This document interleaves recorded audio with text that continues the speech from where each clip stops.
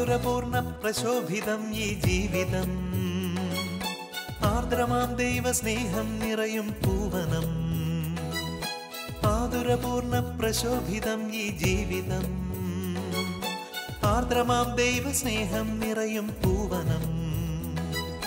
സ്നേഹദീപനാളമായി വിളങ്ങും ധന്യജീവിതം.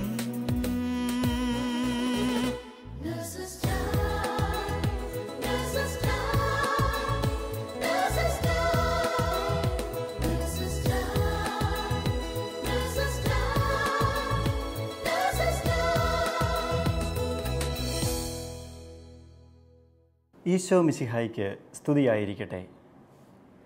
വിശുദ്ധമായവ വിശുദ്ധിയോടെ ചെയ്യുന്നവർ വിശുദ്ധരാകും. വിശുദ്ധരാകാൻ വിളിക്കപ്പെട്ടിരിക്കുന്ന നിങ്ങളെ ഓരോരുത്തരെയും നേഴ്സസ് ടൈമിലേക്ക് സ്നേഹപൂർവ്വം സ്വാഗതം ചെയ്യുന്നു.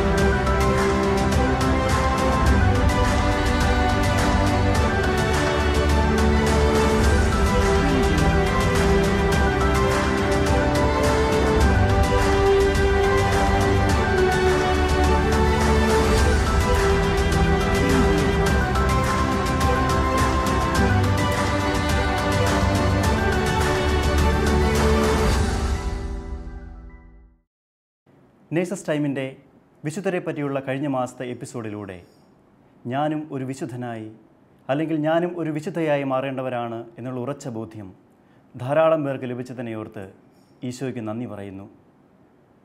ദൈവദാസനായ ബിഷപ്പ് വില്യം ജക്വിന്ത പറയുന്നു, വിശുദ്ധിക്ക് ഒരു മുഖം മാത്രമേ ഉള്ളൂ, അത് സ്നേഹത്തിൻ്റെ മുഖമാണ്. ഈ സ്നേഹത്തിലേക്കുള്ള ഇടതടവില്ലാത്ത യാത്രയാണ് വിശുദ്ധി. ഇന്ന് നാം പരിചയപ്പെടാൻ പോകുന്ന വിശുദ്ധർ ആരൊക്കെയാണെന്ന് അറിയണ്ടേ?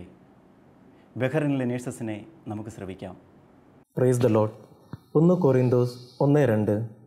യേശുക്രിസ്തുവിൽ വിശുദ്ധരായവർക്കും വിശുദ്ധരാകാൻ വിളിക്കപ്പെട്ടവർക്കും നമ്മുടെ കർത്താവായ യേശുക്രിസ്തുവിൻ്റെ നാമം വിളിച്ചപേക്ഷിക്കുന്ന എല്ലാവർക്കും നമ്മുടെ പിതാവായ ദൈവത്തിൽ നിന്നും കർത്താവായ യേശുക്രിസ്തുവിൽ നിന്നും കൃപയും സമാധാനവും. നമുക്കറിയാം, നേഴ്സസ് മിനിസ്ട്രിയുടെ വലിയൊരു ലക്ഷ്യം തന്നെ ഓരോ നേഴ്സിനെയും ഒരു വിശുദ്ധനോ വിശുദ്ധയോ ആക്കുക എന്നതാണല്ലോ. വിഷമകരമെന്നോ അസാധ്യമെന്നോ നാം ചിന്തിക്കാറുള്ള വിശുദ്ധ കൽപ്പനകൾ സ്വന്തം ജീവിതത്തിൽ പകർത്തിയവരാണ് വിശുദ്ധർ. വിശ്വാസികൾക്കുള്ള ജീവിത മാതൃകകളാണ് തിരുസഭ പകർത്തിയ ഓരോ വിശുദ്ധൻ്റെയും വിശുദ്ധയുടെയും ജീവിതം. അങ്ങനെ ഓരോ വിശുദ്ധരെയും ജീവിത മാതൃകയാക്കി അവരെ സ്നേഹിച്ച് അവരുടെ മധ്യസ്ഥ പ്രാർത്ഥനകൾ ദിനംതോറും ചൊല്ലുന്ന ഏതാനും നേഴ്സുമാരെ നമുക്ക് പരിചയപ്പെടാം. എൻ്റെ പേര് ഷോബിൻ ചാക്കോ. ഞാൻ ബഹ്റൈനിൽ ആംബുലൻസ് നേഴ്സായി 1 വർഷമായി ജോലി ചെയ്യുന്നു. നാട്ടിൽ കോട്ടയത്താണ് വീട്. എൻ്റെ പേര് ഡിറ്റോ വിൽസൺ. 2 വർഷമായി ബഹ്റൈനിൽ ആംബുലൻസ് നേഴ്സായിട്ട് ജോലി ചെയ്യുന്നു. സ്വദേശം തൃശ്ശൂർ. എൻ്റെ പേര് ജയരാജ്. 2 വർഷമായി ബഹ്റൈനിൽ നേഴ്സായി ജോലി ചെയ്യുന്നു. സ്വദേശം അങ്കമാലി. ഇന്നത്തെ കാലഘട്ടത്തിൽ വിശ്വാസത്തിൽ വളരുവാനും പ്രതിസന്ധികളെ തരണം ചെയ്യുവാനും വിശുദ്ധരുടെ ജീവിതം നമുക്ക് വളരെ സഹായകരമാണ്. ഷോബിൻ്റെ ജീവിതത്തിൽ അങ്ങനെ സ്വാധീനിച്ചിരിക്കുന്ന വിശുദ്ധനാരാണ്? എൻ്റെ വ്യക്തിപരമായ ജീവിതത്തിലെ വിശുദ്ധനെക്കുറിച്ച് പറയുകയാണെങ്കിൽ, അസാധ്യ കാര്യങ്ങളുടെ മധ്യസ്ഥനെന്നോ നഷ്ടപ്പെട്ട വസ്തുക്കളുടെ വീണ്ടെടുപ്പുകാരനോ എന്നൊക്കെ ലോകം മുഴുവൻ അറിയപ്പെടുന്ന പാദുവയിലെ വിശുദ്ധ അന്തോണീസാണ് എൻ്റെ സ്വകാര്യ ജീവിതത്തിലെ ഞാൻ വിശുദ്ധനായി കാണപ്പെടുന്ന വ്യക്തി. ഡിറ്റോയുടെ ജീവിതത്തിൽ പ്രചോദനമായ വിശുദ്ധനെക്കുറിച്ചൊന്ന് പറയാമോ? തീർച്ചയായും ഷോബിൻ. ഭാരതത്തിലെ വൈദികരുടെ ഇടയിലെ ആദ്യത്തെ വിശുദ്ധനും ഒരു ജനതയ്ക്ക് വേണ്ടി ജീവിച്ച ഒരു മഹത് വ്യക്തിത്വത്തിനുടമയായ വിശുദ്ധ കുര്യാക്കോസ് ഏലിയാസ് ചാവറ അഥവാ നമ്മുടെ സ്വന്തം ചാവറയച്ചനാണ് എൻ്റെ ജീവിതത്തിൽ എനിക്ക് പ്രചോദനമായി തീർന്നത്. ശോഭിൻ്റെ ജീവിതത്തിൽ മാതൃകയാക്കിയ വിശുദ്ധനെയും എൻ്റെ ജീവിതത്തിൽ ഞാൻ മാതൃകയാക്കിയ വിശുദ്ധനെയും കുറിച്ച് ജയരാജ് കേട്ടല്ലോ. ജയരാജിൻ്റെ ജീവിതത്തിൽ സ്വാധീനിച്ച വിശുദ്ധനെ കുറിച്ചൊന്ന് പറയാമോ? വിശുദ്ധ മാർട്ടിൻ ഡി പോറസിനെയാണ് എൻ്റെ ജീവിതത്തിലെ പ്രത്യേക മധ്യസ്ഥനായും മാതൃകയായും ഞാൻ കരുതിയിരിക്കുന്നത്. വർണ്ണവിവേചനത്താൽ പീഡിപ്പിക്കപ്പെടുന്നവരുടെയും സാമൂഹ്യ പ്രവർത്തകരുടെയും പ്രത്യേക മധ്യസ്ഥനായും അദ്ദേഹം കരുതപ്പെടുന്നു. ഉപവിയുടെ മാർട്ടിൻ എന്നാണ് ഈ വിശുദ്ധൻ അറിയപ്പെടുന്നത്. ഷോബിൻ പറഞ്ഞല്ലോ, ഷോബിൻ്റെ പ്രത്യേക മധ്യസ്ഥനായിട്ട് ഷോബിൻ കാണുന്ന വിശുദ്ധ അന്തോണീസാണ്. ഷോബിൻ്റെ ജീവിതത്തിൽ പ്രത്യേക അനുഭവങ്ങൾ വല്ലതുമുണ്ടോ? തീർച്ചയായും. ഞാൻ വിശ്വസിക്കുന്നു നമ്മുടെ ഓരോരുത്തരുടെയും ജീവിതം ഓരോ വിശുദ്ധനിലേക്കോ വിശുദ്ധയിലേക്കോ അടുപ്പിക്കുന്നത് നമുക്കുണ്ടാകുന്ന ഓരോ അനുഭവങ്ങളാണെന്ന്. അതുപോലെ എനിക്ക് എൻ്റെ ജീവിതത്തിലുണ്ടായ അനുഭവമാണ് എന്നെ വിശുദ്ധനിലേക്ക് കൂടുതൽ അടുപ്പിച്ചത്. ഞാൻ വിശുദ്ധനെക്കുറിച്ച് കൂടുതൽ കാര്യങ്ങൾ അറിയുന്നത് ഞാൻ നേഴ്സിംഗ് പഠിക്കുന്ന സമയത്താണ്. അപ്പോഴുണ്ടായിരുന്ന ഒരു സുഹൃത്ത് വഴിയാണ് വിശുദ്ധനെക്കുറിച്ചുള്ള കൂടുതൽ കാര്യങ്ങളും വിശുദ്ധൻ്റെ അത്ഭുത പ്രവർത്തനങ്ങളും ഞാൻ വളരെയേറെ മനസ്സിലാക്കുന്നത്. പിന്നീട് എൻ്റെ ജീവിതത്തിൽ എനിക്ക് ഉണ്ടായ അനുഭവങ്ങൾ വളരെയധികമാണ് വിശുദ്ധ മാധ്യസ്ഥതയിലൂടെ. അവ നിങ്ങളുമായി പങ്കുവെക്കാൻ ഞാനിപ്പോൾ ആഗ്രഹിക്കുകയാണ്. നമുക്കറിയാം, നമ്മുടെ ജീവിതത്തിൽ നമുക്ക് ഡോക്യുമെൻറ്റ്സിൻ്റെയും സർട്ടിഫിക്കറ്റ്സിൻ്റെയും സ്ഥാനം അതൊരിക്കൽ നമ്മുടെ കയ്യിൽ നിന്ന് നഷ്ടപ്പെട്ടു പോവുകയാൽ തിരിച്ചു അത് വളരെ പ്രയാസകരമാണ്. അത് തിരിച്ചൊന്ന് നമുക്ക് ഉണ്ടാക്കിയെടുക്കുക എന്നുള്ളത്. ഇതുപോലൊരു അനുഭവം എനിക്കുണ്ടായി.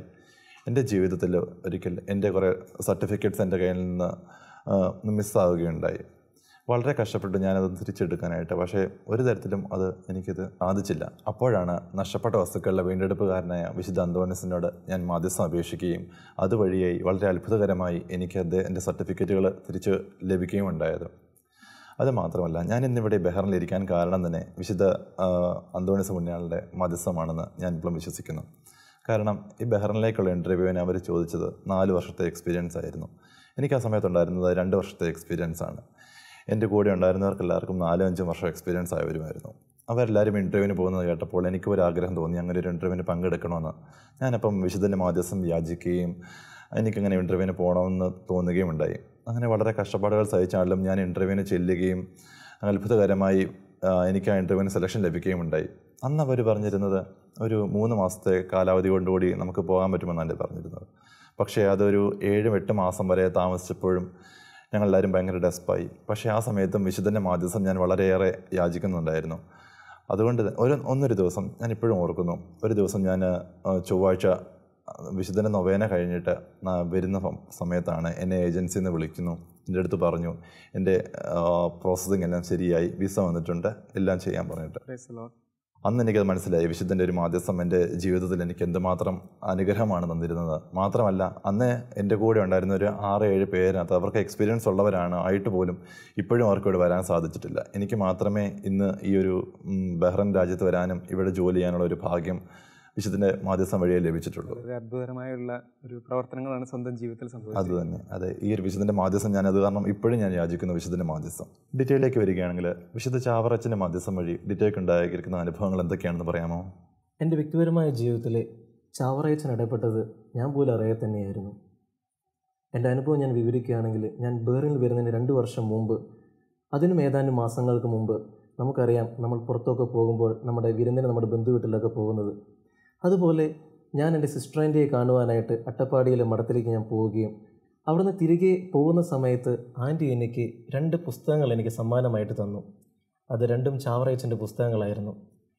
അത് പതിവ് പോലെ ഞാൻ വീട്ടിൽ തിരിച്ചെത്തി. അവിടുന്ന് ഞാൻ ആ ബുക്കുകൾ ഞാൻ അവിടെ വെച്ചു. വേറെ ഒന്നും തന്നെ ഞാൻ ആ ബുക്ക് എടുത്ത് നോക്കാനോ ഒന്നും തന്നെ ഞാൻ നോക്കിയില്ല. അതാണ് സത്യം. പിന്നീട് ഞാൻ ബഹ്റിനിലോട്ട് ബാഗെല്ലാം പാക്ക് ചെയ്യുമ്പോൾ ഞാൻ തന്നെ അറിയാതെ ഈ ചാവറയച്ചൻ്റെ 2 പുസ്തകങ്ങൾ ഞാൻ ബാഗിലിട്ടായിരുന്നു. തിരിച്ച് ഞാൻ ബഹ്റിനിലെത്തി. വീണ്ടും ഞാൻ നോക്കുകയൊന്നും ഉണ്ടായില്ല 1-2 മാസത്തേക്ക്. പിന്നെ എപ്പോഴും ബാഗ് ഒതുക്കി വയ്ക്കുന്ന സമയത്ത് ഞാൻ ഈ ചാവറയച്ചൻ്റെ 2 പുസ്തകങ്ങൾ ഞാൻ കാണുവാനിടയുണ്ടായി. അപ്പോൾ ഞാൻ തന്നെ ആലോചിച്ചു, ഇത് ഞാൻ എടുത്തിട്ടുണ്ടായിരുന്നു അല്ലേ എന്ന് ഞാൻ ആലോചിച്ചു. അതിനുശേഷം ഞാൻ ആ 2 പുസ്തകങ്ങളിൽ ഒരു പുസ്തകം ഞാൻ തുറന്നു നോക്കുകയും ആ പുസ്തകത്തിൽ ചാവറയച്ചനെ പ്രതിപാദിച്ചിരിക്കുന്ന ഓരോ പ്രാർത്ഥനകളും അനുസ്മരണങ്ങളും ഞാൻ വായിക്കാനായിട്ടിടയായി. അതിലെ പ്രാർത്ഥനകൾ ശരിക്കും എൻ്റെ ജീവിതത്തിലെ എൻ്റെ അനുഭവങ്ങളാണെന്ന് മനസ്സിലാക്കി, അല്ലെങ്കിൽ എനിക്ക് ജീവിക്കേണ്ട എൻ്റെ മാതൃകകളാണെന്ന് മനസ്സിലാക്കാനായിട്ട് അതിലെ പ്രാർത്ഥനകളും അതിൻ്റെ അനുസ്മരണങ്ങളും എന്നെ മനസ്സിലാക്കിപ്പിച്ചു. തുടർന്ന് ഞാൻ ആ ബുക്ക് അന്നേ ദിവസം തന്നെ, ആ ചെറിയ പുസ്തകമാണെങ്കിലും അന്നേ ദിവസം തന്നെ മുഴുവനായിട്ട് ഞാൻ ആ ബുക്ക് വായിച്ച് തീർത്തു. അന്ന് മുതലേ ചാവറയച്ചനോടുള്ള എൻ്റെ സ്നേഹം വർദ്ധിക്കുവാൻ തുടങ്ങി. ഞാൻ ഇൻ്റർനെറ്റിൽ നിന്നും ചാവറയച്ചൻ്റെ മധ്യസ്ഥ പ്രാർത്ഥന ഞാൻ ഡൗൺലോഡ് ചെയ്തെടുത്തു. അതുപോലെ തന്നെ ഞാൻ ചാവറയച്ചൻ്റെ മറ്റൊരു പുസ്തകം തുറന്നു നോക്കിയപ്പോൾ അതിലും ചാവറയച്ചൻ്റെ പ്രാർത്ഥനയുണ്ടായിരുന്നു. പിന്നീട് ഞാൻ ചാവറയച്ചൻ്റെ പ്രാർത്ഥനകൾ ദിനം തോറും ചൊല്ലാൻ തുടങ്ങി. ഒരു ദിവസം എനിക്ക് തോന്നി എൻ്റെ ഈ ചാവറയച്ചൻ്റെ പ്രാർത്ഥന എൻ്റെ വീട്ടിലും എൻ്റെ ജീവിത പങ്കാളിക്കും എൻ്റെ ജീവിത പങ്കാളിയുടെ കുടുംബക്കാർക്കും കൊടുക്കണമെന്നൊരാഗ്രഹം തോന്നി. അതിലൂടെ ഞാൻ എൻ്റെ വീട്ടുകാർക്കും എൻ്റെ ജീവിത പങ്കാളിക്കും അവരുടെ വീട്ടുകാർക്കും എല്ലാവരുടെ അടുത്ത് ഞാൻ പറഞ്ഞു, ഇത് കുടുംബ പ്രാർത്ഥനയ്ക്ക് ശേഷം നമുക്കൊരു പ്രാർത്ഥനയായി നമുക്ക് ചാവറയച്ചൻ്റെ മധ്യസ്ഥതയോടെ നമുക്ക് എന്നും പ്രാർത്ഥിക്കണം. നമ്മുടെ എല്ലാ വിഷമതകളും മാറാനായിട്ട് ഇതൊരു സഹായകരമാകുന്നു. അത്ഭുതമെന്ന് പറയട്ടെ, എൻ്റെ മമ്മിയുടെ മറുപടി എങ്ങനെയായിരുന്നു? എൻ്റെ 3 മക്കളെയും ഓരോ വിശുദ്ധനിൽ സമർപ്പിച്ച് എൻ്റെ മമ്മി വർഷങ്ങൾക്ക് മുമ്പേ പ്രാർത്ഥന തുടങ്ങിയിരുന്നു. അതിൽ എൻ്റെ മമ്മി എനിക്ക് വേണ്ടി തിരഞ്ഞെടുത്തിരിക്കുന്ന വിശുദ്ധ ചാവറയച്ചനായിരുന്നു. അത് കേട്ട നിമിഷം തന്നെ ഞാൻ നിശ്ചലമായി നിന്നുപോയി. ഞാൻ എൻ്റെ ദിവനം തോറുമുള്ള എൻ്റെ വ്യക്തിപരമായ പ്രാർത്ഥനയിലും എൻ്റെ കൂട്ടായ്മ പ്രാർത്ഥനകളിലും ഞാൻ പ്രാർത്ഥിക്കാറുണ്ട്, വിശുദ്ധന്മാരുടെ സംരക്ഷണവും മാലാഖമാരുടെ കൂട്ടായ്മയും എന്നും എനിക്കുണ്ടാകണമേ എന്ന്. ഞാൻ പോലും അറിയാതെ എന്നെ സംരക്ഷിച്ച ഈ ചാവറ പിതാവിനെ ഈശോയോട് എത്ര നന്ദി പറഞ്ഞാലും മതിയാകില്ല.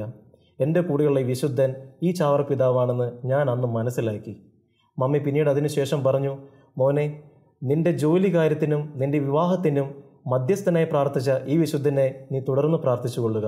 നിൻ്റെ ജീവിതത്തിലുടനീളം ഈ വിശുദ്ധൻ നിനക്കൊരു മാതൃകയായിരിക്കട്ടെ എന്ന്.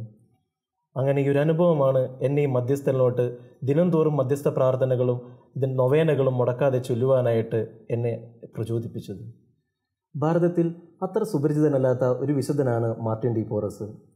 എങ്ങനെയാണ് ഈ വിശുദ്ധൻ്റെ ജീവിതം ജയരാജ് അറിയാനും അല്ലെങ്കിൽ വിശുദ്ധനോട് കൂടുതൽ ആകർഷിക്കപ്പെടാനും ഉണ്ടായുള്ള സംഭവങ്ങൾ ഒന്ന് വിവരിക്കാമോ? അത് തികച്ചും ഒരു യാദൃശ്ചികമായിട്ടാണ് വിശുദ്ധ മാർട്ടിൻ ഡി പോറസിനെ കുറിച്ച് ഞാനും അറിയുന്നത്. എൻ്റെ ഹൈസ്കൂൾ വിദ്യാഭ്യാസ കാലത്ത് ഒരു മാഗസിൻ ഞാനിങ്ങനെ വായിച്ചുകൊണ്ടിരിക്കുന്ന സമയത്ത് അതിലൊരു ചെറിയൊരു വിവരണം ഉണ്ടായിരുന്നു വിശുദ്ധ മാർട്ടിൻ ഡി പോറസിൻ്റെ ജീവിതത്തെക്കുറിച്ച്. ഞാനതങ്ങനെ വായിച്ച് പോയി. പെട്ടെന്ന് എൻ്റെ മനസ്സിലേക്ക് ആ ഒരു ജീവിതത്തിൻ്റെ അല്ലെങ്കിൽ വിശുദ്ധ മാർട്ടിൻ തൻ്റെ ജീവിതത്തിൽ പകർത്തിയ എളിമയും പൂർണ്ണമായിട്ടുള്ള സമർപ്പണവും എല്ലാം വളരെയധികം ആകർഷിച്ചു. അതൊരു വളരെ ചെറിയൊരു വിവരണമായിരുന്നു. അതിനുശേഷം ഇൻ്റർനെറ്റെല്ലാം യൂസ് ചെയ്യാൻ ഞാൻ തുടങ്ങിയ സമയത്ത് വിശുദ്ധ മാർട്ടിനെക്കുറിച്ച് അന്വേഷിച്ച് ഇൻ്റർനെറ്റിലെല്ലാം അന്വേഷിച്ച് കുറച്ച് വിവരങ്ങളെല്ലാം ഞാൻ ശേഖരിച്ചു. അതിനുശേഷം കുറച്ചു കാലം മുമ്പ് എനിക്ക് വിശുദ്ധ മാർട്ടിൻ്റെ ജീവചരിത്രം മലയാളത്തിൽ ഉള്ളത് എനിക്ക് ലഭിച്ചു. അതിൽ നിന്നും കൂടുതൽ വിവരങ്ങളെല്ലാം ഞാൻ അറിഞ്ഞു. അങ്ങനെ അറിഞ്ഞ സമയത്ത് അതിൽ നിന്ന് കൂടുതൽ വിശുദ്ധ മാർട്ടിൻ്റെ എളിമയെക്കുറിച്ചും, അഗാധമായ എളിമ എന്നാണ് പറയുന്നത്, ആ എളിമയെക്കുറിച്ചും തൻ്റെ ജീവിതം തൻ്റെ സഭയ്ക്ക് വേണ്ടിയിട്ടും താൻ വെറും ഒരു ഭൃത്യനായിട്ടാണ് അദ്ദേഹം വർക്ക് ചെയ്ത് തൻ്റെ ആശ്രമത്തിന് വേണ്ടിയിട്ട്. അപ്പോൾ അങ്ങനെ പൂർണ്ണമായിട്ട് ജീവിതത്തെ തൻ്റെ ആഗ്രഹങ്ങളെല്ലാം മാറ്റിവെച്ചുകൊണ്ട് മറ്റുള്ളവർക്ക് വേണ്ടി, പാവപ്പെട്ടവർക്ക് വേണ്ടിയിട്ടെല്ലാം ആ വിശുദ്ധൻ മാറ്റിവെച്ചു. അങ്ങനെയുള്ള ഓരോ കാര്യങ്ങളും എന്നെ വളരെയധികം ആകർഷിച്ചു. എൻ്റെ സ്വഭാവത്തിലും എൻ്റെ വ്യക്തിത്വത്തിലെല്ലാം വളരെയധികം മാറ്റങ്ങൾ വരുത്താൻ വിശുദ്ധ മാർട്ടിൻ്റെ ജീവിതം ഞാൻ മാതൃക ആക്കിയതിലൂടെ എനിക്ക് സാധിച്ചു. എളിമപ്പെടാനായിട്ടുള്ള ഒരു സ്വഭാവം, അതേപോലെ പെട്ടെന്ന് പല കാര്യങ്ങളിലും അസ്വസ്ഥനാവുക അല്ലെങ്കിൽ ക്ഷമിക്കാനുള്ളൊരു മടി, അങ്ങനെയുള്ള പല കാര്യങ്ങളും എൻ്റെ ജീവിതത്തിലുണ്ടായിരുന്നു. വിശുദ്ധനെ മാതൃകയാക്കിയതിലൂടെ, കൂടുതൽ അറിഞ്ഞതിലൂടെ ഇങ്ങനെയുള്ള കാര്യങ്ങളിലെല്ലാം എനിക്ക് ഒത്തിരി അറിവുകൾ നേടുവാനും ഒപ്പം എൻ്റെ ജീവിതത്തിൽ പകർത്തുവാനും എനിക്ക് വളരെ ഒരു ഊർജ്ജം നൽകുന്നൊരവസ്ഥ അല്ലെങ്കിൽ ഒരു സാഹചര്യമായിരുന്നു അതിനുശേഷം ഉണ്ടായത്. ഡിറ്റ പറഞ്ഞതുപോലെ തന്നെ നമുക്കത്ര സുപരിചിതനല്ല മാർട്ടിൻ ഡി പോറസ് എന്ന് പറയുന്നത്. അദ്ദേഹത്തെക്കുറിച്ച് കൂടുതൽ കാര്യങ്ങൾ ജയരാജന് ഞങ്ങൾക്കൊന്ന് പറഞ്ഞു തരാമോ? അദ്ദേഹത്തെക്കുറിച്ച് പറയുമ്പോൾ, വിശുദ്ധ മാർട്ടിനെക്കുറിച്ച് പറയുമ്പോൾ 1579 പെറു എന്ന ലാറ്റിൻ അമേരിക്കൻ രാജ്യത്തിൻ്റെ തലസ്ഥാനമായ ലിമ നഗരത്തിലാണ് അദ്ദേഹം ജനിച്ചത്. വിശുദ്ധ മാർട്ടിൻ ഡി പോറസിൻ്റെ പിതാവ് ഒരു സ്പാനിഷ് പ്രഭുവും മാതാവ് ഒരു കറുത്തവർഗ്ഗക്കാരിയായിരുന്നു. അപ്പോൾ അതുകൊണ്ട് തന്നെ വർണ്ണവിവേചനത്തിൻ്റെ അവസ്ഥകളെല്ലാം തീക്ഷ്ണമായിട്ട് ഇരുന്ന ആ ഒരു കാലഘട്ടത്തിൽ വിശുദ്ധ മാർട്ടിനും അതിൻ്റെ എല്ലാം വളരെയധികം തിക്താനുഭവങ്ങൾ നേരിടേണ്ടി വന്നിട്ടുണ്ട്. വളരെ ചെറുപ്രായത്തിൽ തന്നെ ഇങ്ങനെയെല്ലാം അവഗണനകളും എല്ലാം നേരിടേണ്ടി വന്നപ്പോൾ ആ പിഞ്ചു ഹൃദയം ശരിക്കും പറഞ്ഞാൽ വളരെയധികം അതെല്ലാം താങ്ങാനുള്ളൊരു കരുത്തുണ്ടായിരുന്നില്ല. അതെല്ലാം തൻ്റെ അമ്മയോട് വന്ന് വിവരിച്ചപ്പോൾ തൻ്റെ അമ്മ ആദ്യമായിട്ട് യേശുവിനെക്കുറിച്ചും യേശുവിൻ്റെ സ്നേഹത്തെക്കുറിച്ചും എല്ലാം പറഞ്ഞു കൊടുത്തു. ആരെല്ലാം നിന്നെ അവഗണിച്ചാലും നിൻ്റെ സ്വർഗസ്ഥനായ പിതാവ് നിന്നെ അവഗണിക്കുകയില്ല. ആ ഒരു ബോധ്യം തൻ്റെ കുഞ്ഞു മനസ്സിൽ മാർട്ടിൻ വളരെ അഗാധത്തിൽ അതെല്ലാം പ്രതിഷ്ഠിച്ചു.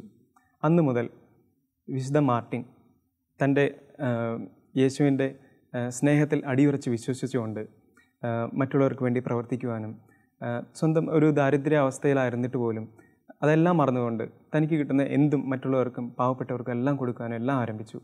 അദ്ദേഹം തൻ്റെ ജീവിതകാലത്ത് വളരെയധികം അദ്ഭുത പ്രവർത്തനങ്ങളും എല്ലാം ചെയ്തിട്ടുണ്ട്. തൻ്റെ 13ാമത്തെ വയസ്സിലാണ് ഈ വിശുദ്ധൻ ഡൊമിനിക്കൻ സഭയിലേക്ക് തന്നെ പൂർണ്ണമായി സമർപ്പിച്ച് വെറും ഒരു ഭൃത്യനായിട്ട് സേവനം ചെയ്യാൻ ചെല്ലുന്നത്. അതിനുശേഷം ആ ജീവിതം 60 വയസ്സ് വരെ അദ്ദേഹം ജീവിച്ചു. ആ കാലഘട്ടം പൂർണ്ണമായിട്ടും അദ്ദേഹം ആ ആശ്രമത്തിന് വേണ്ടിയാണ് ജീവിച്ചത്. അദ്ദേഹത്തിനെ അവിടെ സന്ദർശിക്കാനായിട്ട് വരുന്ന രോഗികളെയും പാവപ്പെട്ടവരെയും എല്ലാം പരിചരിക്കുന്നതിനും എല്ലാം അദ്ദേഹം സമയം കണ്ടെത്തിയിരുന്നു. അദ്ദേഹത്തിൻ്റെ ഓരോ ദിവസവും അദ്ദേഹം കൂടുതൽ സമയം പ്രാർത്ഥനയ്ക്കും ഉപവാസത്തിനും മറ്റുള്ളവരെ പരിചരിക്കുന്നതിനുമായിട്ടാണ് മാറ്റിവെച്ചിരുന്നത്. അദ്ദേഹത്തിൻ്റെ വേറൊരു സ്വഭാവം അല്ലെങ്കിൽ വലിയൊരു ക്വാളിറ്റി എന്ന് പറയുന്നത് തന്നെ നിന്ദിച്ചവരെ പോലും വന്ദിച്ചു എന്നുള്ളതാണ്.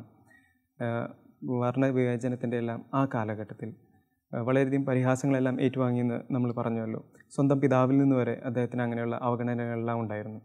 അപ്പോൾ അതെല്ലാം അദ്ദേഹം ക്ഷമിച്ചുകൊണ്ട് യേശുവിൻ്റെ സ്നേഹത്തിൽ വിശ്വസിച്ച് പൂർണ്ണമായും തന്നെ യേശുവിൻ്റെ ഒരു പിൻഗാമിയായി അല്ലെങ്കിൽ ആ ഒരു സമർപ്പിതമായിട്ടൊരു ജീവിതം അദ്ദേഹം നയിച്ചു. ഷോബിൻ, വിശുദ്ധ അന്തോണിസിൻ്റെ പ്രവർത്തനങ്ങളെക്കുറിച്ച് ഞങ്ങളോടൊന്ന് പറയാമോ? വിശുദ്ധ അന്തോണിസിനെ കുറിച്ച് പറയുകയാണെങ്കിൽ അദ്ദേഹത്തിൻ്റെ ജീവിതകാലം 1195 മുതൽ 1231 വരെ ആയിരുന്നു. അദ്ദേഹം ജനിച്ചത് പോർച്ചുഗലിൻ്റെ തലസ്ഥാനമായ ലിസ്ബണിലെ ഒരു പ്രഭു കുടുംബത്തിലായിരുന്നു. അങ്ങനെ ഒരു കുടുംബത്തിൽ ജനിച്ചതുകൊണ്ട് ഒരു ലൗകികമായ സുഖങ്ങളുടെ പുറകെ പോകാതെ ചെറുപ്പം മുതലേ ദൈവിക പരിപാലനയിൽ വളരുവാനും ദൈവത്തോട് കൂടുതൽ അടുക്കുവാനും വിശുദ്ധ അന്തോണിസ് വളരെയധികം ആഭിമുഖ്യം കാണിച്ചു. വിശുദ്ധ അന്തോണിസ് ഈശോയെക്കുറിച്ച് കൂടുതൽ അറിയണമെന്ന ആഗ്രഹത്തോടു കൂടി അഗസ്തീനിയൻ സഭയിലേക്ക് പോയി ചേരുകയാണ് ഉണ്ടായത്.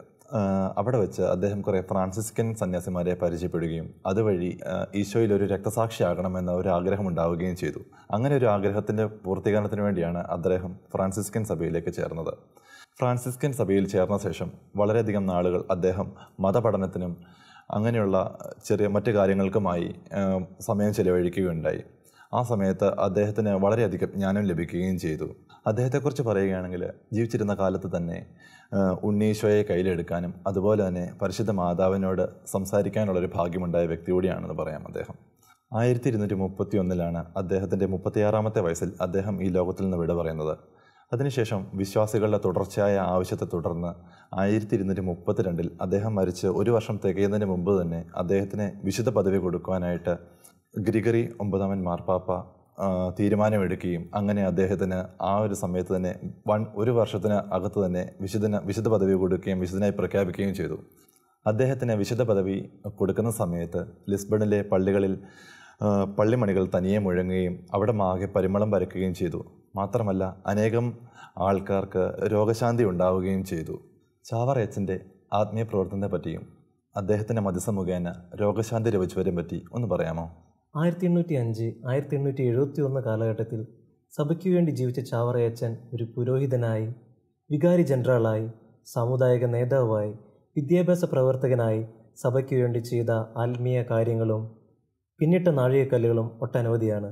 അതിലെടുത്തു പറയേണ്ട ചിലതാണ് ഭാരതത്തിലെ വൈദികർക്ക് വേണ്ടി ഏകദേശീയ സന്യാസ സഭ CMI സഭ സ്ഥാപിച്ചതും തുടർന്ന് 35 വർഷങ്ങൾക്ക് ശേഷം 1866 കന്യാസ്ത്രീകൾക്ക് വേണ്ടി CMC സഭ സ്ഥാപിച്ചതും.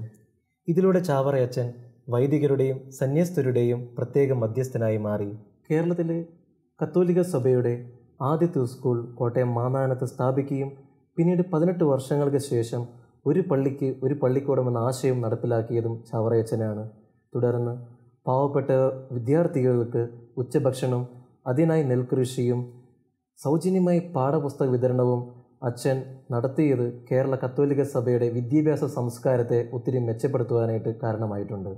1846 കോട്ടയം മാന്നാനത്ത് തന്നെ അദ്ദേഹം കേരളത്തിലെ 3ാമത്തെയും കേരള കത്തോലിക്ക സഭയുടെ ആദ്യത്തെയുമായ പ്രസ്സും പ്രസിദ്ധീകരണശാലയും സ്ഥാപിക്കുകയുണ്ടായി.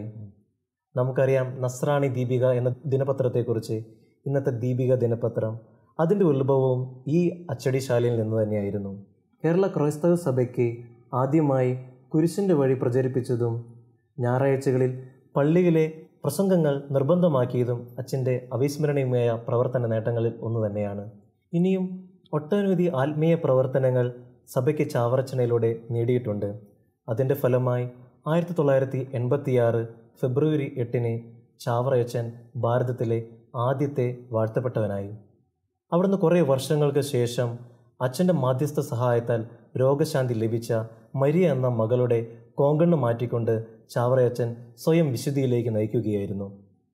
അതിന് തെളിവുകളുടെ പിൻബലം കൂടിയായപ്പോൾ 2014 നവംബർ 23 നമ്മുടെ പരിശുദ്ധ ഫ്രാൻസിസ് പാപ്പ ചാവറയച്ചനെ വിശുദ്ധ പദവിയിലേക്ക് നയിക്കുകയും ചെയ്തു. നക്ഷത്രങ്ങളെ അനാഥമാക്കുവാൻ ഒരു ചരിത്രത്തിനും സാധിക്കുകയില്ല.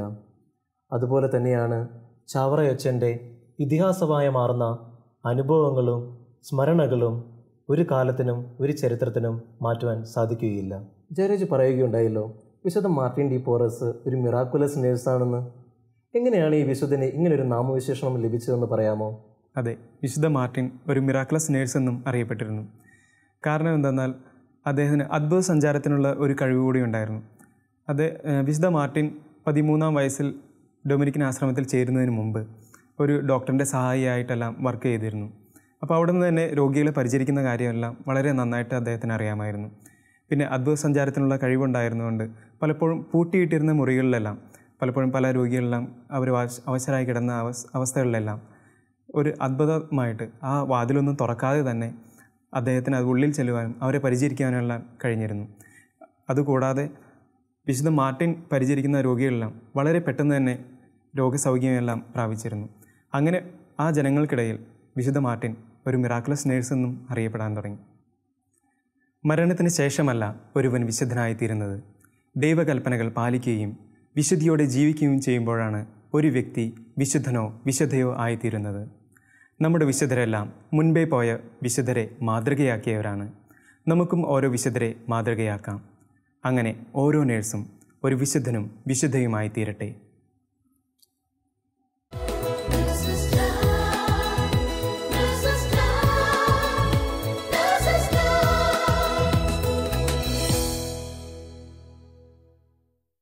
Praise the Lord. ഞാൻ സിജി, അബുദാബിയിൽ നേഴ്സായി ജോലി ചെയ്യുന്നു. ഞാൻ ഈ നേഴ്സസ് മിനിസ്ട്രിയിൽ വന്നതിന് ശേഷം ഈശോയോട് കൂടുതൽ ഒട്ടി നിൽക്കുവാനും ഈശോയുടെ സ്നേഹം ഒത്തിരി അനുഭവിച്ചറിയാനും സാധിച്ചിട്ടുണ്ട്. ഞാൻ അനുഭവിച്ച ഈശോയുടെ സ്നേഹം മറ്റുള്ളവർക്ക് പകർന്നു കൊടുക്കാൻ പറ്റിയൊരു അനുഭവം ഞാൻ നിങ്ങളുമായി പങ്കുവയ്ക്കാൻ ആഗ്രഹിക്കുന്നു. ഒരു ദിവസം ഈ വൈകുന്നേരം എനിക്കൊരു ഫോൺ കോൾ വരികയുണ്ടായി. ഞാൻ എൻ്റെ കൂടെ ജോലി ചെയ്യുന്ന എൻ്റെ സുഹൃത്തിൻ്റെ ഒരു ഫാമിലി സുഹൃത്തായിരുന്നു അവർ. അയാളുടെ വൈഫ് പ്രഗ്നൻ്റ് ആയിരുന്നു. സെക്കൻഡ് പ്രഗ്നൻസി ആയിരുന്നു. അവരുടെ ഫസ്റ്റ് ബേബിക്ക് 1 വയസ്സ് പ്രായമേ ആയിട്ടുള്ളൂ. അവർ നാട്ടിൽ പോകാൻ ടിക്കറ്റ് ബുക്ക് ചെയ്യുകയും അവർക്ക് ഈ പ്രഗ്നൻസി താല്പര്യവുമില്ലാതിരുന്നു. അപ്പോൾ എൻ്റെ സുഹൃത്ത് എന്നെ ഒന്ന് വിളിക്കുവാനായിട്ട് അവരുടെ അടുത്ത് പറയുകയും അതനുസരിച്ച് അവരെന്നെ ഫോൺ വിളിക്കുകയും ചെയ്തതായിരുന്നു. എന്നോട് അവർ പറഞ്ഞു, സിസ്റ്ററെ, ഞങ്ങൾക്ക് ഈ പ്രഗ്നൻസി കണ്ടിന്യൂ ചെയ്യാൻ താല്പര്യമില്ല. ഞങ്ങൾ ഈ കുട്ടിയെ അബോർട്ട് ചെയ്യാൻ തീരുമാനിച്ചിരിക്കുകയാണ്. അതിനായിട്ട് ഞങ്ങൾ മറ്റന്നാൾ നാട്ടിൽ പോവുകയാണ്. അപ്പോൾ അത് കേട്ടപ്പോൾ എനിക്ക് ഒത്തിരി സങ്കടം തോന്നി. പെട്ടെന്ന് എൻ്റെ മനസ്സിലേക്ക് 127-ാം സങ്കീർത്തനം 3-ാം തിരുവചനം വന്നു. കർത്താവിൻ്റെ ദാനമാണ് മക്കൾ, ഉദരബലം സമ്മാനവും. ഞാൻ അവരോട് പറഞ്ഞു, ഈശോയാണ് ഈ കുഞ്ഞിനെ നിങ്ങൾക്ക് നൽകിയത്. ദൈവത്തിൻ്റെ ദാനമാണ് മക്കൾ. ആ മക്കളെ നശിപ്പിക്കാൻ നമുക്ക് അധികാരമില്ല. അതുകൊണ്ട് ഈ കുഞ്ഞിനെ നിങ്ങൾ നശിപ്പിക്കരുത്. നിങ്ങൾക്ക് വേണ്ടി ഞാൻ പ്രാർത്ഥിക്കാം, നിങ്ങളും പ്രാർത്ഥിക്കണമെന്ന് പറഞ്ഞു. അപ്പോൾ അവരാകെ അസ്വസ്ഥരായിരുന്നു. അവരെന്നോട് പറഞ്ഞു, ഫസ്റ്റ് പ്രഗ്നൻസി ഒത്തിരി കോംപ്ലിക്കേറ്റഡ് ആയിരുന്നു. ഞാൻ പറഞ്ഞു, സാരമില്ല, ദൈവം എല്ലാം നന്നായിട്ട് നടത്തും. അപ്പോൾ അവർ പറഞ്ഞു, ഞങ്ങൾ നോക്കട്ടെ, ഞങ്ങൾ ആലോചിക്കട്ടെ എന്ന് പറഞ്ഞു. അതിനുശേഷം ഞാൻ ഒത്തിരി നേരം ഈശോയുടെ അടുത്ത് പ്രാർത്ഥിച്ചു. ഞാൻ കുർബാനയിൽ അവർക്ക് വേണ്ടി സമർപ്പിച്ച് പ്രാർത്ഥിക്കുകയും ചെയ്തു. അത്ഭുതമെന്ന് പറയട്ടെ, 2 ദിവസം കഴിഞ്ഞപ്പോൾ അവരെന്നെ ഫോൺ വിളിച്ചിട്ട് പറഞ്ഞു, സിസ്റ്ററെ, ഞങ്ങൾ ടിക്കറ്റ് ക്യാൻസൽ ചെയ്യുകയും ഞങ്ങൾ ഈ പ്രഗ്നൻസി സന്തോഷത്തോടെ സ്വീകരിക്കാൻ മനസ്സിൽ തീരുമാനമെടുക്കുകയും ചെയ്തു. ഞാൻ എൻ്റെ ഈശോയ്ക്ക് ഒത്തിരി നന്ദി പറയുകയും ചെയ്തു. അതിനുശേഷം ആ ബേബി, ഒരു ആൺകുട്ടിക്ക് അവർ ജന്മം നൽകുകയും അതിൻ്റെ 1ാമത്തെ ബർത്ത്ഡേക്ക് അവരെന്നെ ക്ഷണിക്കുകയും ചെയ്തു. ഞാൻ ഒത്തിരി സന്തോഷത്തോടെ ആ ബർത്ത്ഡേ പാർട്ടിയിൽ പങ്കെടുക്കുകയും ചെയ്തു. ഞാൻ ചെന്നപ്പോൾ ആ മകൾ എന്നോട് പറഞ്ഞു, സിസ്റ്റർ അന്ന് പറഞ്ഞതുകൊണ്ടാണ് ഞങ്ങൾക്ക് ഇന്ന് ഈ മകൻ്റെ ബർത്ത്ഡേ ആഘോഷിക്കാൻ പറ്റിയത്. സിസ്റ്ററിന് ഒത്തിരി നന്ദിയുണ്ട്. ഞാൻ പറഞ്ഞു, എനിക്കല്ല നന്ദി പറയേണ്ടത്, ഈശോയ്ക്കാണ് നന്ദി പറയേണ്ടത്. ഈശോ നിങ്ങളെ അനുഗ്രഹിക്കട്ടെ എന്ന് പറഞ്ഞ് അവരൊരു അക്രൈസ്തവ കുടുംബമായിരുന്നു. ഇതേ അനുഭവം തന്നെ എനിക്ക് കുറച്ച് നാളുകൾക്ക് മുമ്പ് ഉണ്ടാവുകയും ചെയ്തു. ഞാൻ ഒരു ദിവസം ഈവനിങ് ഡ്യൂട്ടി ചെയ്തുകൊണ്ടിരിക്കുമ്പോൾ ഒരു അന്യദേശക്കാരിയായ ഒരു സ്ത്രീ എൻ്റെ അടുക്ക് വരികയും യൂറിൻ പ്രഗ്നൻസി ടെസ്റ്റ് ചെയ്യണമെന്ന് പറയുകയും ചെയ്തു. ഞാൻ അവർക്ക് പ്രഗ്നൻസി ടെസ്റ്റ് ചെയ്തു, അത് പോസിറ്റീവായിരുന്നു. ഞാനപ്പോൾ അവരെ അഭിനന്ദിച്ചു.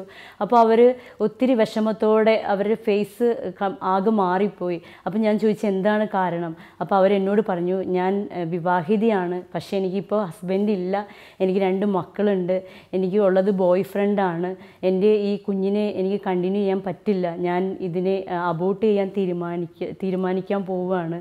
സിസ്റ്റർ എന്താ പറയുന്നത്? ഞാൻ പറഞ്ഞു, ദൈവമാണ് കുഞ്ഞിന് ജീവൻ നൽകിയത്, അതിനെ ഒരിക്കലും നശിപ്പിക്കരുത്, ദൈവത്തിൻ്റെ ദാനമാണ് മക്കൾ. അപ്പോൾ ഞാൻ അവരോട് പറഞ്ഞു, ഞാൻ നിനക്ക് വേണ്ടി പ്രാർത്ഥിക്കാം, നീയും പ്രാർത്ഥിക്കുക, നീ കല്യാണം പെട്ടെന്ന് നിൻ്റെ കല്യാണം നടക്കാൻ വേണ്ടി ഞാൻ പ്രാർത്ഥിക്കാം എന്ന് പറഞ്ഞു. അതിനുശേഷം ഞാൻ വീട്ടിൽ വരികയും ഞാൻ ഹസ്ബൻഡിനോട് പറയുകയും ഞങ്ങൾ ഒരുമിച്ച് പ്രാർത്ഥിക്കുകയും ചെയ്തു അവർക്ക് വേണ്ടി. അങ്ങനെ കുറേ നാളുകൾക്ക് ശേഷം വീണ്ടും യാദൃച്ഛികമായിട്ട് ഞാൻ അവരെ കണ്ടുമുട്ടാനിടയായി. അപ്പോൾ അവർ എൻ്റെ അടുത്ത് ഓടി വന്നിട്ട് പറഞ്ഞു, സിസ്റ്റർ എന്നെ ഓർക്കുന്നുണ്ടോ? അപ്പോൾ ഞാൻ പറഞ്ഞു, ഞാൻ ഓർക്കുന്നുണ്ട് എന്ന് പറഞ്ഞു. അപ്പോൾ അവരൊത്തിരി സന്തോഷത്തോടെ പറഞ്ഞു, സിസ്റ്റർ എൻ്റെ കല്യാണം കഴിഞ്ഞു, ഞാനിപ്പോൾ 7 മാസം പ്രഗ്നൻ്റ് ആണ്, ബേബി ബോയ് ആണെന്ന് പറഞ്ഞു. അപ്പോൾ എൻ്റെ കണ്ണ് നിറഞ്ഞൊഴുകി, അവരുടെ കണ്ണുകളും നിറയുന്നുണ്ടായിരുന്നു. ഞാനപ്പോൾ ഈശോയ്ക്ക് നന്ദി പറഞ്ഞു. ഞാൻ പറഞ്ഞു, ദൈവം നിങ്ങളെ അനുഗ്രഹിക്കട്ടെ. അപ്പോൾ ആ ലേഡി എന്നോട് പറഞ്ഞു, ഇനി എൻ്റെ ആൺകുട്ടിക്ക് പേരിടേണ്ടത് സിസ്റ്ററാണ്. അത് കേട്ടപ്പോൾ ഒത്തിരി സന്തോഷം തോന്നി. ഞാൻ ഈശോയ്ക്ക് ഒത്തിരി നന്ദി പറഞ്ഞ ദിവസമായിരുന്നു അന്ന്. ഈശോയുടെ വലിയ ഒരു കൃപ കൊണ്ടാണ് ഇന്നൊരു നേഴ്സായി ജോലി ചെയ്യാനായിട്ട് എനിക്ക് സാധിച്ചത്. ഈശോയുടെ ഒരു വലിയ ഉപകരണമാക്കി എന്നെ മാറ്റിയതിന് ഞാൻ ഈശോയ്ക്ക് ഒത്തിരി നന്ദി പറയുന്നു. ഈശോയെ നന്ദി, ഈശോയെ സ്തുതി.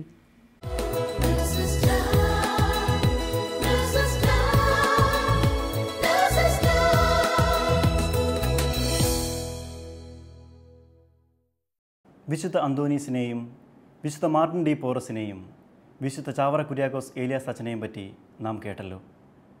അവരും നമ്മെപ്പോലെ തന്നെ സാധാരണക്കാരായിരുന്നു. പക്ഷേ ഈശോയോടുള്ള അവരുടെ സ്നേഹത്തിൻ്റെ ആഴം നമുക്ക് അളക്കാനാവില്ല. വിശുദ്ധ മരിയ ഗുരുത്തി പറയുന്നു, എന്നെ കഷണം കഷണമായി മുറിച്ചിട്ടാലും ഞാൻ പാപം ചെയ്യുകയില്ല. വിശുദ്ധിക്ക് വേണ്ടി സ്വജീവൻ പോലും ഉച്ഛിഷ്ടം പോലെ കരുതിയവരാണ് വിശുദ്ധർ. നമുക്കും നമ്മുടെ അനുദിന ജീവിതത്തിലെ ഓരോ കാര്യങ്ങളും, പ്രത്യേകിച്ച് നമ്മുടെ രോഗി ശുശ്രൂഷയിലെ ഓരോ കർത്തവ്യങ്ങളും വിശുദ്ധിയോടുകൂടി നിർവഹിക്കാം. ലോകമെമ്പാടുമുള്ള എല്ലാ നഴ്സുമാരെയും അവരുടെ കുടുംബങ്ങളെയും പരിശുദ്ധ അമ്മയുടെ വിമല ഹൃദയം വഴി ഈശോയ്ക്ക് സമർപ്പിച്ചുകൊണ്ട് നമുക്ക് പ്രാർത്ഥിക്കാം. ഓരോ നഴ്സും ഒരു വിശുദ്ധനായി, ഒരു വിശുദ്ധയായി തീരട്ടെ. ദൈവമാതാവും ഞങ്ങളുടെ അമ്മയുമായ കന്യകാമറിയമേ, ഫാത്തിമാനാഥേ, എന്നെയും എൻ്റെ കുടുംബത്തെയും തിരുസഭയെയും മാനവകുലത്തെയും ലോകമെമ്പാടുമുള്ള നേഴ്സുമാരെയും അങ്ങേ വിമല ഹൃദയത്തിന് പ്രതിഷ്ഠിക്കുന്നു. അങ്ങേ ശക്തിയുള്ള സംരക്ഷണത്തിൽ ഞങ്ങളെ കാത്തുകൊള്ളണമേ. അങ്ങ് ഞങ്ങളുടെ നാഥയും സംരക്ഷകയുമാകണമേ. ആത്മീയവും ശാരീരികവുമായ സകല അപകടങ്ങളിലും ക്ലേശങ്ങളിലും നിന്ന് ഞങ്ങളെ രക്ഷിച്ചുകൊള്ളണമേ. എല്ലാറ്റിലും ദൈവേഷ്ടം കണ്ടെത്തി നിറവേറ്റുവാനും യേശുവിൻ്റെ തിരുഹൃദയത്തിന് പ്രീതികരമായ വിധത്തിൽ ജീവിച്ച് സ്വർഗഭാഗ്യത്തിലെത്തിച്ചേരുവാനും കാരുണ്യനാഥേ, ഞങ്ങളുടെ സ്നേഹമുള്ള അമ്മേ, ഞങ്ങളെ സഹായിക്കണമേ. ആമേൻ.